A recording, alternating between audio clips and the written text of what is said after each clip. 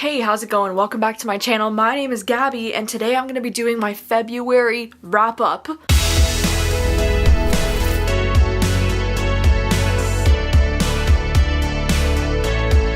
I don't know about you, but February was a bit of a struggle of a reading month for me because I was in this reading slump for most of the month, and I had quite a bit of DNFs. Like, for example, The Golden Couple. This is one that I was so excited about. I only got about 170 pages in before I decided to DNF it because I realized I just didn't care what was going on. And then I also started reading Hench. I checked this out from my library and I got about 70 pages in before I also decided to DNF this one because I thought it was so boring, and this whole first 70 pages was the first chapter. What in the world? There's no reason why a first chapter has to be like 70 pages long. Then I also wanted to mention that I did start One Night on the Island by Josie Silver. I got 116 pages into this one, but I decided to put this one on pause for now, at least until I get the audiobook. And so yeah, unfortunately, because of this weird slump I was in, I was only able to read and finish 10 books this month, which I know still sounds like a decent number, but compared to what I usually read in a month, that just seems pretty low to me. But before we jump into the 10 books that I actually did read in the month of February, I wanted to thank today's sponsor, which is Top Cash Back, because I'm sure you would love to know about when you go shopping on different websites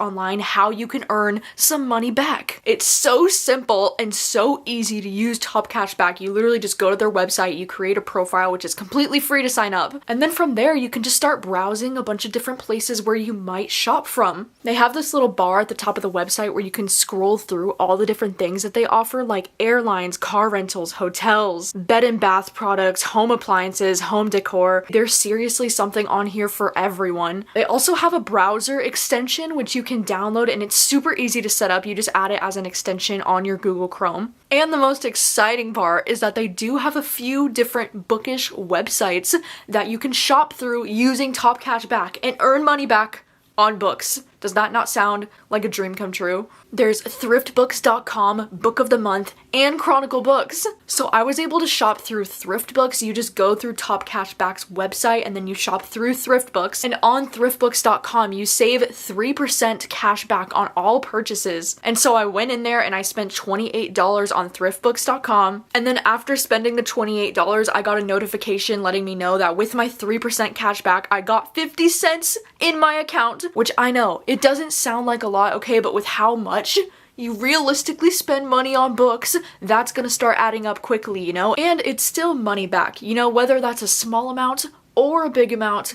Any money back is a cool thing, but there's so many different items across Top Cash Back that gives you as much as up to 10% cash back. So if you were to spend like $10 on an item, you would get $1 back, which is pretty awesome. They have over 4,000 different retailers on topcashback.com, and they offer 100% of commission back to their members. And because of this, they consistently feature higher rates than their competitors. There's also a $10 sign-up bonus when you spend your first $25 on topcashback.com. So yeah, you can start saving some money and earning some cash back today. Just use the link at the top of my description. And thank you so much once again to Top Cash Back for sponsoring today's video. So yeah, on to the rest of the February wrap up. I read 10 books this month, but you know what I did do this month is I watched the TV show All of Us Are Dead on Netflix. I watched the entirety of the show twice because I watched it once with my sister in Obed when we were first watching it, and then I went over to my parents' house and stayed and watched the entire series again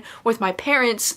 So no, I didn't do a lot of reading this month, but I did watch my new favorite show twice. So yeah, if you haven't heard, I'm absolutely obsessed with All of Us Are Dead on Netflix. It's this Korean zombie show, and it's just my new favorite thing on this planet Earth. That's what I was spending most of my days thinking about in February. Like, it has completely consumed all of my thoughts. Yeah, out of the 10 books that I read this month, my ratings, I had one book that was 4.5 stars. Like, it wasn't quite a 5-star, but it was like a 4.5 star. And then I had 4 books that were 4 stars, 4 books that were 3 stars, and 1 book that was 2 stars. My ratings were mostly on the higher end. Like, I was enjoying most of the things that I was reading this month. I just didn't passionately love anything that I read this month, really. I read 2 horror books, 5 thrillers, and 3 romances. So, you know, right within my ballpark there, like right within my normal genres. Yeah, let's just get right to it, shall we? The first book that I read this month was Reprieve, and I actually ended up doing an entire solo reading vlog dedicated to this book over on my Patreon, so I'll have that linked down below if you're curious to check it out. But this book I feel like was a really interesting book to do the dedicated reading vlog to this book, because I feel like there was so much to talk about with this book,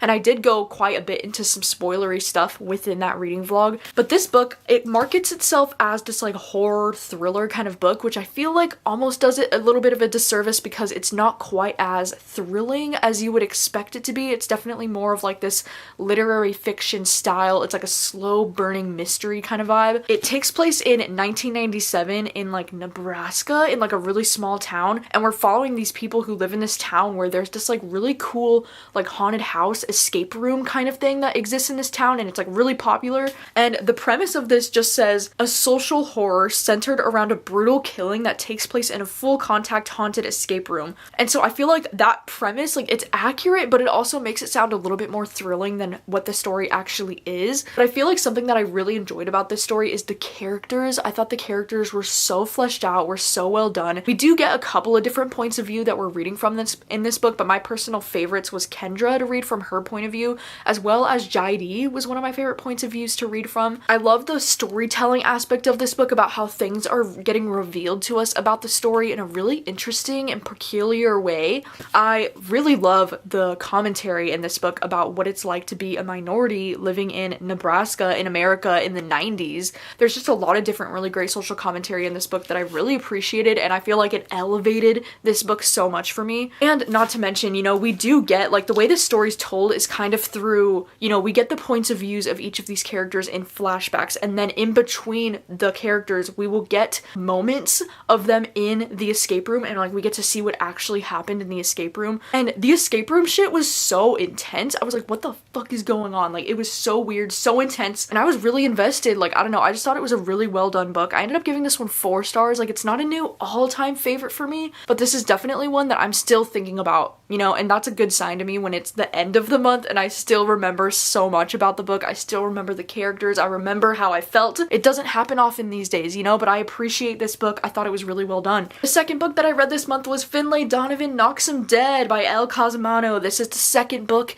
in the Finley Donovan series, and you know, I'm not much of a series reader, you know, like I don't often read series. The first book, Finley Donovan, if you didn't know, it was my second favorite book of last year. So like, this is one of my favorite series ever, and this book was really fun, okay? It was really cute, it was really fun. Did I have as much fun with this one as I did with the first one? I don't think so, but at the same time, like, I don't really know if I was expecting to, just because, you know, as I said, I'm not a huge series reader, and the first one was just so good for me. Like, I don't think anything could have ever lived up to that first book for me, but this book was just so much fun. You know, we're still just following Finley and Vero as they're getting involved in all kinds of shenanigans. I feel like with this book, I found myself getting a little bit more distracted by like things that were going on in my life, whereas with the first book, I feel like I was so invested and I could not put it down for the life of me. But with this one, I feel like I was allowing myself to get a little bit more distracted, and I think that's why I ended up giving this one 4 stars instead of like 5 stars, because it didn't quite grab me and make me want to devour this book in the same way that the first one did. But I still think this was a perfectly fun sequel. It had very similar vibes to the first book.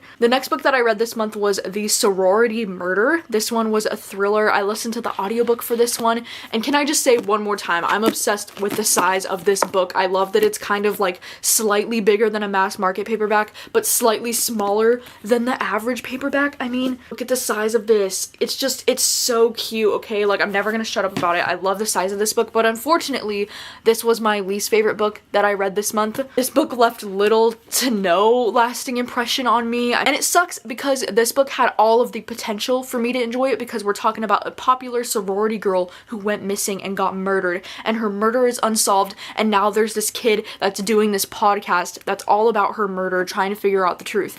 It really does sound like something that I could and should have really enjoyed. I loved the idea of the podcast in this book, and I thought the podcast was really cool, but I feel like because of the podcast element, it's almost like all of the action of the book was happening off page, if that makes sense. Like, we were just hearing about what was happening, like learning about it through the podcast, but it made it feel very like low stakes and like not that suspenseful because all the action was happening off the page, if that makes any sense. And I don't know, like I thought it was decent for the first half, but then I just started to get really bored and like uninvested by the second half. I just wanted answers. A 2-star for me. It was nothing special. I just wanted to love it and I didn't. And then next up I read The Arrangement, which, you know, this book is just all the rage on the internet right now. I feel like I'm seeing everyone reading this thriller. It follows this married couple who, you know, they're kind of just in this rut, and so they decide that they're going to allow each other to sleep with other people and kind of have like they have these rules where they're not allowed to like ask each other anything about it. Like they just have one night a week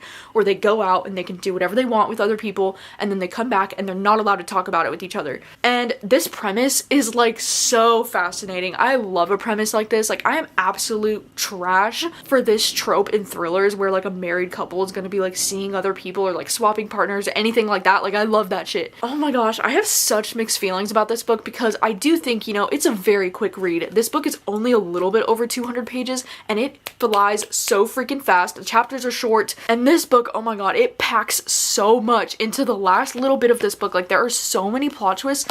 But honestly, I don't know how I feel about some of the plot twists in this book, because while I did find some of them surprising, like yeah, I didn't see them coming, but some of them just felt like, I don't know, they felt a little too convenient for the plot, or a little too like, I mean, really? You know, like, I don't know. There were some of them that I wasn't the biggest fan of, but regardless, I can see the fun and the hype with this book. Like, I feel like if I had read this book like 5 years ago when I was first getting into thrillers, I probably would have like immediately given this 5 stars and absolutely loved it. I don't know, it wasn't my personal favorite. I ended up giving this book 3 stars, but I do still plan to read more from this author because I do see a lot of potential with her writing. And then I ended up reading Good Rich People, which surprisingly, oh my god, ended up being my favorite book that I read this month. Like, what the hell? I think I went into this book with really low expectations because, I mean, the first thing was because the last book that I read from this author ended up being a 2-star book for me. Like, I ended up being pretty disappointed by it, and because this book has been getting pretty low ratings, then oh my god, I ended up loving this one so much. This was the 4.5 stars for me this month. Like, this was so much fun. And so in this book, we're following these rich people, and the wife's name is Lila, and she's the point of view that we're following in this book. And their family is like so rich. They have this like giant mansion, but then they have this like guest house that they rent out to different tenants all the time. And the whole premise of this book is how the rich family, it's this game that they play to fuck with the tenants who live in the guest house and like try to ruin their lives. Like, that is literally what the premise of this book is about, which I didn't realize going in. I was like, what the fuck? And this book was just so interesting. Like, if you are one of those people who are, you know, trash like me, who really like to read books where there's just like rich people and it's kind of like fuck the rich kind of vibes, or like eat the rich energy in these books, I think you might enjoy this one. It's just kind of so over the top and ridiculous, but in like the most fun way. Like, Lila's point of view was cracking me up in this book. Like, some of her quotes about like, I almost had to get a job, it was inhumane, you know, that like stupid rich people shit that's just so entertaining. And yeah, there's also another point of view in this book that we get that's different from the rich family, and it's also a very interesting point of view. I wasn't sure how I felt about it at first, but then as the book progressed, I think I enjoyed the other point of view even more than the rich people point of view. I'm like, oh my god, I just had so much fun with this book. Like, it was so, it was just such a good time. The next book that I read this month was The Sweetest Remedy. This was the first book that I read for the romance reading vlog that I did this month. I mean, I did technically start that vlog with One Night on the Island, but as I said, I decided to put this one on pause for now. The Sweetest Remedy is this story about this woman named Hannah, and she finds out that her dad passes away in Nigeria, and she never really knew her dad, and so it's about her going back to Nigeria to, you know, meet some of her family that she's never met over there. And then while that's going on, simultaneously there's this romance happening between her and this guy named Lawrence. And I don't know, I have mixed feelings on this book too, because there are some things that I really enjoyed about this book, but I also feel like this book was slightly mismarketed because I don't really think this is primarily a romance book. And the reason why I say that is because I feel like this is much more of a coming of age story for Hannah's character and like learning more about her family. And we do get the point of view of Hannah's siblings in this book, which is something that I didn't realize when I was starting it, because I was just listening to the audiobook and I thought it was a little bit confusing because the audiobook is all read by the same narrator, even though she's doing multiple different points of views. And so it's just like unusual to see that in a romance book where you would get the point of view of the main character's siblings who aren't really involved in the main romance that's happening in the book. So I was just like, what is going on? Also, I did think the romance that was happening in this book was really sweet. I mean, I wasn't super invested. I did like Hannah's character a lot. I appreciated her coming of age story throughout this book. And I did love just in general learning a lot more about Nigeria and their culture over there. I feel like whenever I read books from this author, I learn so much more about Nigeria and their culture, which is something that I super appreciate. But otherwise, I found this story to be just alright for me. I ended up giving this one 3 stars. And then I read Count Your Lucky Stars by Alexandria Bellafleur, which this was one of my top most anticipated romances of the year. And this one's actually the 3rd book in this romance series. And in this book, we're following the characters Margot and Olivia. This one's actually a second chance female-female romance where these 2 girls, like, they kind of knew each other in high school. They kind of had this fling that happened.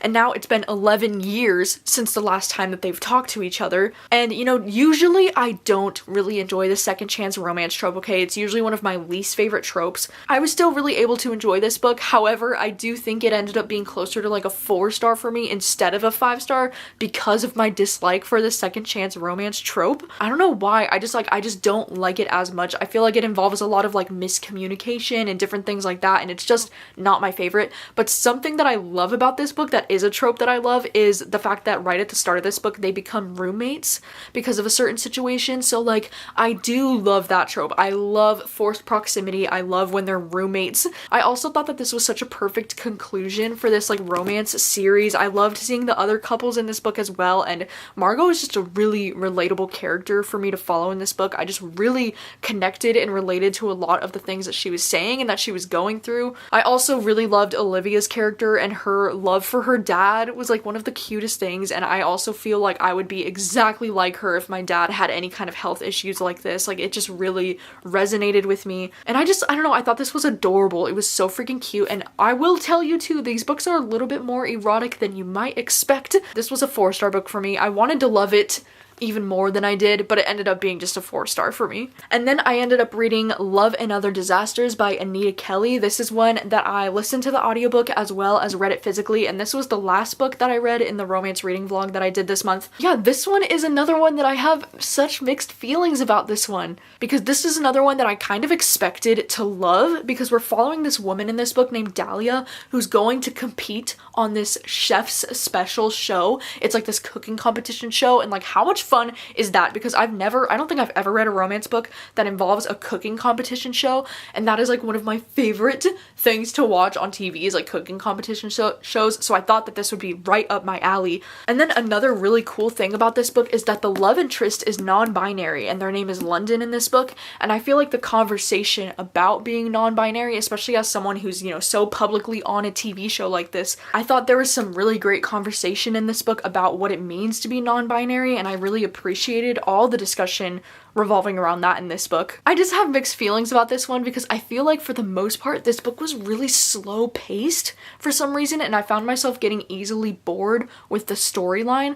I feel like too there's a point in time in this book where these characters get together like somewhat early on, and then it's just like this non-stop like sex scene after sex scene, and I just feel like a lot of times in romance books, like, I hate when the plot of the book just kind of goes to the side and it just kind of becomes more about the characters just like having sex a lot, because that's just not usually what I personally read romance books for. And so I just found myself kind of getting easily bored around the middle of this book, and I thought, you know, for this story to revolve around this cooking show, I just thought it would be a little bit more exciting. And I know that this is like a small little nitpick kind of thing, but I'm not a huge fan of romances that are written in third person point of view. I really prefer for them to be written in first person point of view, because I like reading like I'm inside the head of the main characters instead of feeling like I'm reading from the outside looking in, if that makes any sense.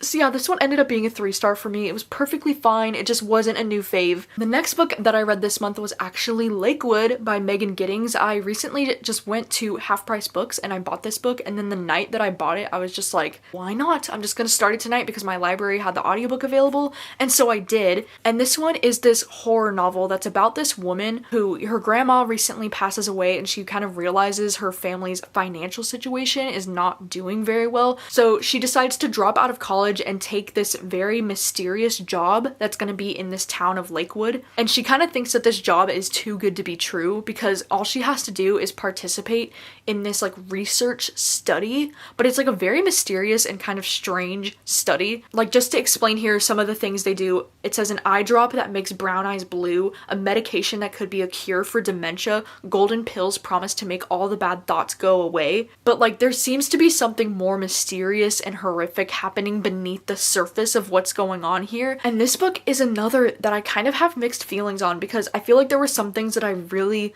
loved about this book, and then there were some things that I thought could have been improved upon or done in a slightly better way. But I loved the creepy, dark atmosphere of this book. I feel like this has got to be one of the most like atmospheric kind of books that I've read. I mean, as like the back here does say too, it says that this is a novel that takes an unflinching look at the horror that has been forced on Black bodies in the name of science. And I do feel like that's one of the strongest aspects of this book, is how it points out how there have been things in the past and like experiments done on Black people that have been so like medically racist, and just having those things like pointed out to me in this book was super educational and just horrific to learn about in this book. I think that this is one of those books that really like sparks a discussion about these things, and so I definitely appreciate it for that. However, I do think some of this book, it got a little bit repetitive with like the medical experiments. Like, I was just, at times it was feeling like the story wasn't really moving anywhere. It was just kind of like repeating a lot of the same scenes, and maybe that was the point, you know? But I did find most of this book to just be so like uncomfortable and unnerving, and I think this is a really strong debut. Like, I'm definitely interested to check out more books from this author. I think I'm gonna give this one around like a 3.5 out of 5 stars. And the last book that I read this month was my BookTube book club pick for the month of February, which is These Silent Woods. And this is yet another one that I kind of have mixed feelings on. So in this story, we're following this dad whose name is Cooper, and he has this 8-year-old daughter named Finch, and they're kind of like living out in this cabin in the middle of nowhere, kind of like keeping themselves away from society for reasons that we do not know at the beginning of this book. And basically Cooper's friend Jake comes to them once a year with like a huge delivery of like supplies and food for them to get through the winter, and he only sees them once a year.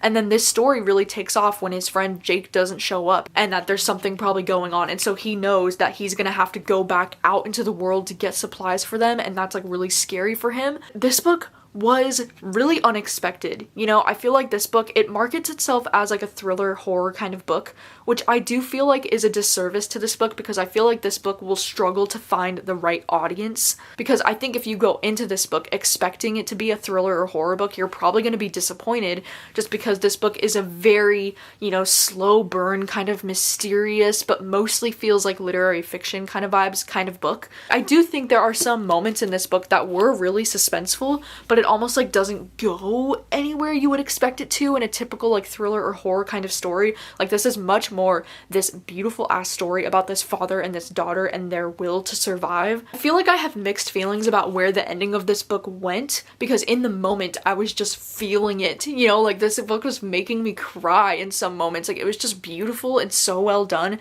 but also like, you know, upon reflecting on it, I don't know if I love every aspect of the ending of this book. I feel like there were a lot of things that were left kind of like open-ended that I wanted some more closure for those things. I don't know, at the same time, like, I really appreciate the overall message that's in this book. I appreciate what this book is trying to do. I don't think it landed every single thing perfectly, but I did have a really good time reading this book. I think I'm gonna give it 4 stars. I don't know, it's definitely a competitor for one of my top favorite books that I've read for the book troop so far, which makes my heart happy. Like, I know this book won't work for everyone, and I can see why some people are being disappointed by this one, but I personally just thought it was like really well done and really beautiful, and it made me cry. So yeah, those are all of the books that I read in the month of February. If you've read any of these books, please let me know your thoughts on them, and let me know what was the best book that you read in the month of February, what was the worst book. I'm actually filming this video like a few days before the end of February, because I'm just like